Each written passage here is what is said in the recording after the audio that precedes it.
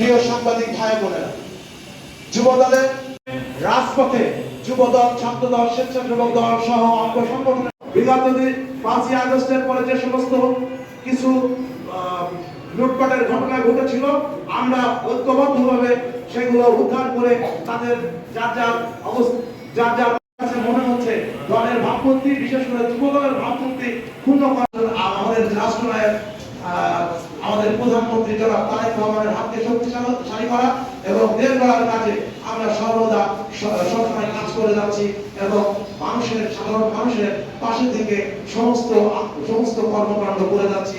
এই বলে আমি আপনাদেরকে রাষ্ট্রপতি জিয়া রহমান অমর, খালেদা জিয়া অমর, তারেক রহমান, ধন্যবাদ।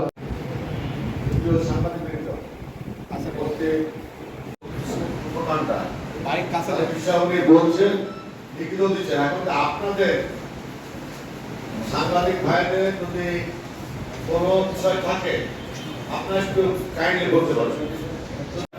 আসলে এই বিষয়টা স্পষ্ট করবেন যে এই কুচুক্তি মহল কারা, এই বিষয়টা আপনি স্পষ্ট করে বলেন। এখানে দেখা যাচ্ছে কুচুক্তি মহল, কুচুক্তি মহল আসলে আমরা স্পষ্ট ভাবে জানতে চাই যে এই কুচুক্তি মহলটা কারা।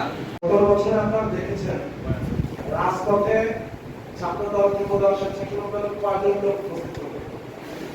এখন 5 তারিখের পরে যে সমস্ত লোকজন এসে বিভিন্নভাবে আমাদের জেলার নেতৃবৃন্দের সাথে ধরেন চলছে, সেই সমস্ত লোকজন বিভিন্নভাবে আমাদেরকে ভাষায় আমাদেরকে দল থেকে দলের উপর ঢাকা করে রাখার চেষ্টা করছে। আমি এই কুচক্রী মহল বলতে আমি এটাকে বুঝেছি, নিশ্চয় আপনারা বুঝতে পেরেছেন।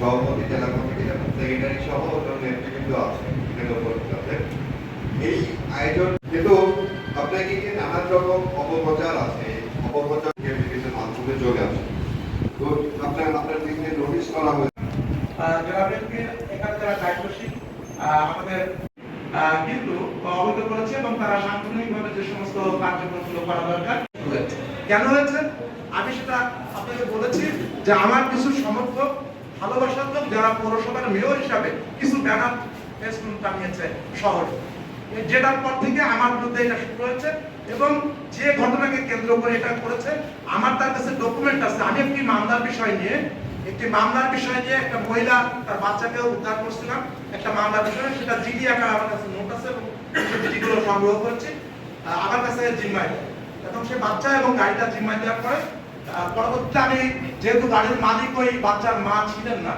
এবং উনি সই করে গাড়িটার ভিতরে লেখা আছে, সেটাকে জেলা যুব দলের সাধারণ সম্পাদক আনসারুল্লাহ রানা এবং আমার বিরুদ্ধে যে অপপ্রচার চালিয়েছে, কারণ আপনারা সবাই আছেন, আমি কোনোদিন মাদক সম্রাট হিসাবে বা মাদক ব্যবসায়ী হিসেবে যেটা আখ্যা দিয়েছে, আমাকে পরিচর্যা হিসেবে আখ্যা দিয়ে যে কাজগুলো করছে, এটা আসলে খুবই দুঃখজনক। এবং কে করছে আপনারা দুটো পত্রিকায় এটা আসছে এবং কিছু ফেসবুক ইসে আসছে, তো এরা যারা করছে এদেরকে আপনারা সবাই চিনেন এবং আমি যত খোঁজ পেয়েছি এদের নামে সারা বাংলাদেশে বিভিন্ন পর্যায়ের মামলাও হয়েছে।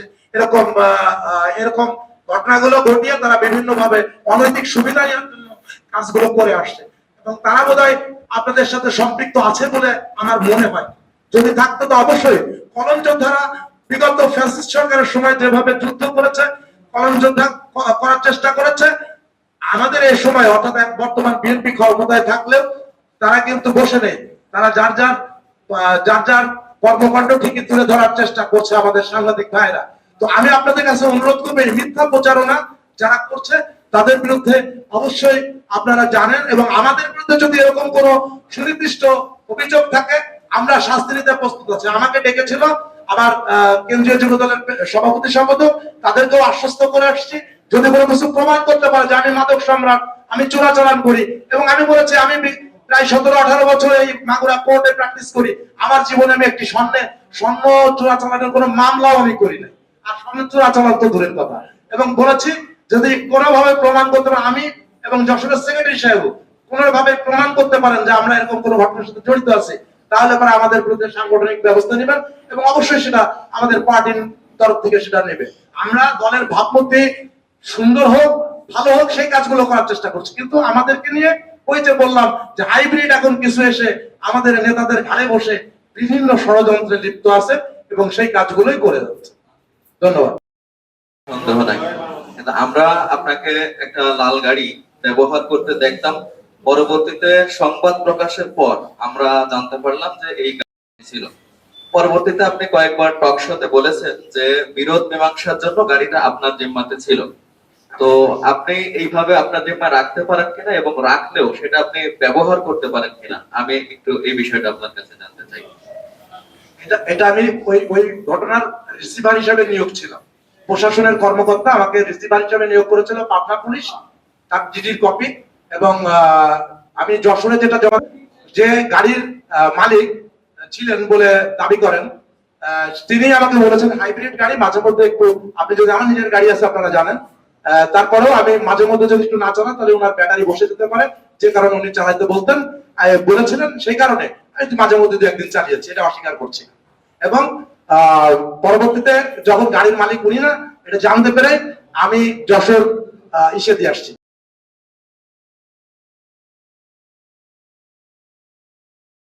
কোতোয়ালি থানা। এখানে কিন্তু কোনো নাম উল্লেখ করেন, একজন সাংবাদিক করেছে।